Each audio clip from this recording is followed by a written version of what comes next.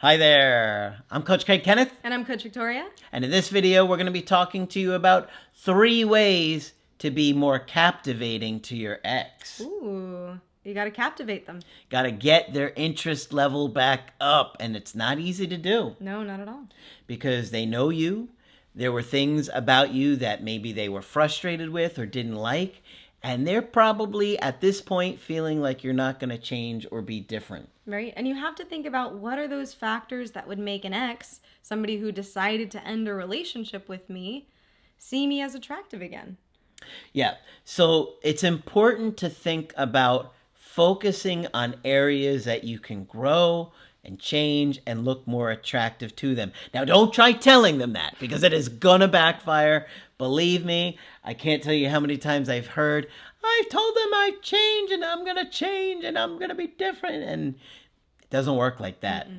They need Right. to see it for themselves when it's meant to happen. Right. And so we figured we would make this video. It's simple, 3 different ways that you can captivate your ex and also anybody else. These 3 ways are going to talk about how to boost your confidence ultimately. All right. What's the first one? All right, the first one we have is focus on your element. When somebody is in their element, they are the most attractive. And what do I mean when I say element? I'm talking about a hobby, Water, fire, earth, yeah. air. That's what you mean, right? No, that's not what I mean at all. I'm talking about a hobby, a passion, something that gives you that spark. And more than likely, this is also something that you engaged in when you were single. This might be something that you love to do, something where you kind of glow a little bit when you're doing it. Yeah. Maybe there's something in life that you really enjoy. Maybe it's a sport. Maybe it's a skill. So think about what that is. And if you don't have something like that in your life, then find something like that. Find something that really you enjoy, that makes you feel alive. And being in your element, it's putting you in your best light because you were in the zone. I don't know if you guys... Because it's in your passion. Right, Yeah. right. It's something that you care about. It's something that brings you meaning. And when you're in the zone, when you're focused on something, and bringing meaning to that, then that does make you more attractive. It brings interest into whatever you're doing because you find it interesting. Yeah. I actually remember this with one of your exes. Really? Yes. Yes, this is so true. You found out that one of your exes had really grown in one particular area that was in his element. And you told me, I remember you telling me, oh my gosh, I started to feel this attraction for him again. Do you remember that? I do because this is a person who always had, very big dreams, and this is also a relationship from when I was younger.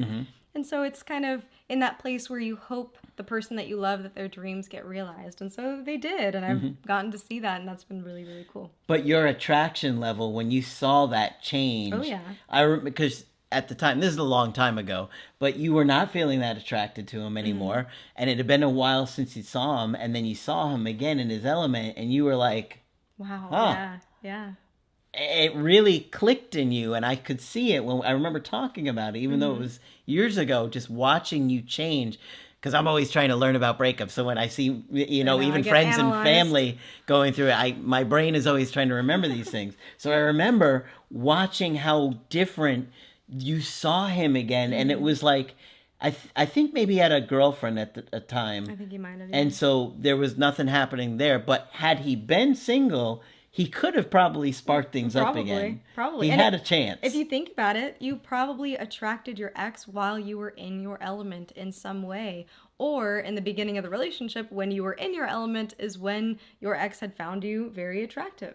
Absolutely. So focusing back on what those things are in your life can help you boost your confidence and also make you feel more grounded. When you're doing the things you love, you tend to feel more like yourself. When you're passionate about something, you just naturally talk about it enthusiastically.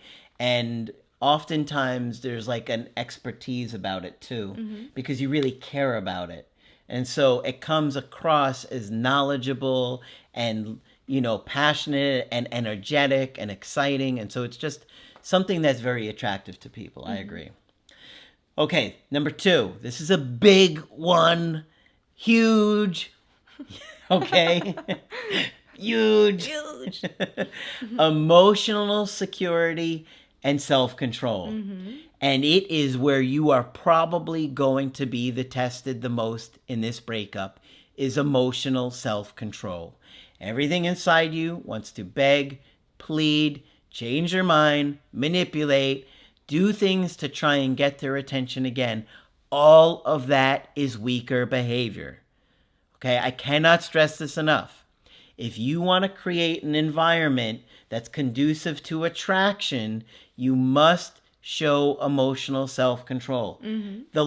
This is a 10 out of 10 importance level. Oh, yeah. And this also means digging through your insecurities, because when you are able to face your own insecurities, own them, work through them, then you become almost unshakable, right? So those little things that used to trigger you all the time, maybe it's a comment, maybe it's a joke, whatever it might be, they lessen. You're able to stand more firm in who you are. You're able to, protect yourself better. You're able to, come off as more confident, and you are more confident. You feel more confident. So that's hugely important. Absolutely.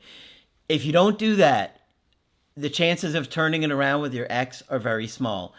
And while you feel like you're being tested with no contact every day, it's going to be a lot more challenging if your ex reaches out, because you, in each and every single interaction, are going to have to exhibit this confidence and this level of self-control that you may have never had to do before. But you have to do it to re-attract. Right? So many people get caught up in, I have to do something. I have to change your mind. I need answers. You don't want to sit with not knowing, what does this mean? Are you not going to give us a chance? Yeah. Are you going to give us a chance? You want to get answers, and all that's going to do is get you an answer that you don't want to hear. Right. And what you're doing when you're able to emotionally regulate, what you're doing when you're able to be emotionally centered, is you're creating safety.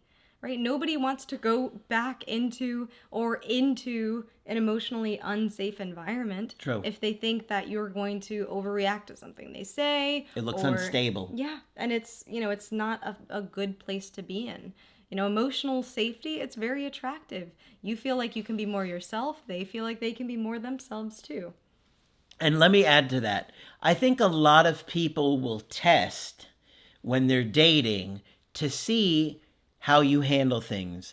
Meaning, if you're interested in a woman and you start texting her, she might purposely or unconsciously slow down her responses to you simply to see how you react.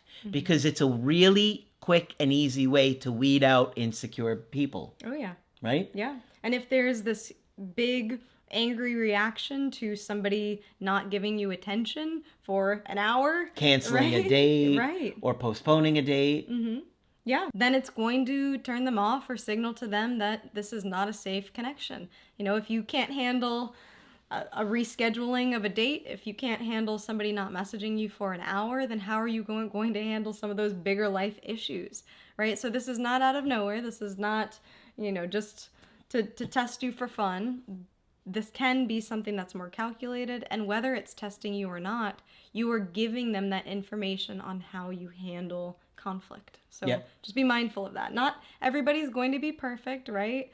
Sometimes we're tested and we say things we don't mean or act in ways we don't mean, but emotional safety is a skill that you can improve upon. Yeah, and I want to add to that real quick, because I had a call today that an ex came back after 5 months. This is somebody that I probably did about at least five calls with over the last 6 months or so. And I told her, this is expected, we talked about all these things. But he came back and acted like the breakup never happened, came on strong, and we hadn't done a coaching for a couple months. So unfortunately, there were some things that I wish I could have talked to her about and told her about ahead of time to look for, because he came on real quick, real strong, like the breakup never happened, told her 5 times he missed her in a few hour conversation, and she got a little bit too vulnerable and showed too much of her cards, and now he's backed away again. So my point of telling you this is that your ex is likely going to come back and then pull away to test to see if you're going to stay centered. If you're going to get angry, if you're going to get hurt and lash out, it's going to make them lose the attraction again. Yeah. So just be aware of these things and think about it. It's fun to be around somebody who is emotionally secure. Yeah. Even just going out with friends and things like that. When you go out with somebody who's very, emotionally unstable or insecure or is easily triggered or gets angry really easily, then what happens when you get a parking ticket, right? It can ruin the entire night. Versus when you have somebody who's more emotionally grounded, you get a parking ticket, oh, no big deal, let's keep going. Yeah, exactly. Right? So that's just an example, but that kind of emotional regulation, that skill to be emotionally centered, is very, very important to having an enjoyable time. Absolutely. What's the third one? All right, the third one is showing power in creating space. And this comes much easier if you're able to do the other things that we had mentioned too. If you're able to be in your element, have other important things in your life to do, then you're less obsessed about reaching out to your ex, or if they're replying or whatever they might be doing, because you're focused on you. And also, if you have a greater emotional stability, if you have a greater emotional self-control, then it's easier to say, I can give this person space and I'll be okay. Absolutely. You have to be able to do that, because when you allow that space, it allows them to kind of miss you, think about things, wonder about you, see your value, and realize that you are going to look valuable to other people and attractive to other people, and some mystery in that, to wonder about you and to think, well, if they don't do their part to maintain this connection, that they're going to lose you. So that's really important too for creating attraction. You also want to show that your time is valuable. You are valuable. How many times do people give away their value right away? Yeah. Ladies, how many guys tell you within the first few conversations that they want to marry you, they want to have kids with you, they want to move in with you, and they've never even met you in person? What does that tell you about their value? They have none. Because anybody that has value is going to say, I don't know you yet. I mean, I think you're attractive and I like talking to you, but I don't know anything about you yet. I got to get to know you, who you are, what your values are, who you are as a person, what we can bring into each other's lives, how we complement each other, all of those things. But there are so many guys that are so insecure, they give away all of their value and attention to strangers that they know nothing about, simply because they're attracted to you. But a truly confident man is going to say, yeah, she's beautiful, but I need to know who she is as a person. Right. But the people that don't feel good about themselves are so happy that somebody's attractive, giving them attention, that they're coming across as desperate. Right. So you got to be careful about this, because it really makes people turned off and lose interest quick. Right, and that confidence is saying, I don't need a reply from my ex. I don't need to pour my emotions on them or make them feel responsible for my emotions or vent to them. I'm able to handle this myself. Absolutely. That's that true confidence. Yep. So all of these reasons to be more captivating, or ways to be more captivating to an ex-partner, really boil down to self-value and self-worth. The first one's saying, I value myself enough to enjoy my time on this planet. I value myself enough to do the things that I love and make me happy. Now, the second one, talking about emotional regulation. I take care of my emotional state. And I can treat my insecurities with attention and love that they need. And lastly, I respect myself enough to remove my valuable attention away from those who don't want it, or away from those who have ended relationships with me. So all of these really boil down to your own self-esteem, your own self-worth, and that makes you very, very captivating, because you are captivated by yourself. So of course others are also going to be captivated by you. Those are all excellent points, and I suggest that you guys re-watch this video and really think about, especially those last closing points there, because they're so good, and you went through them so quickly, but they really need to hit home with you guys. We create our own value in a lot of ways, and I actually have a video, it's years old, called We Create Our Own Value.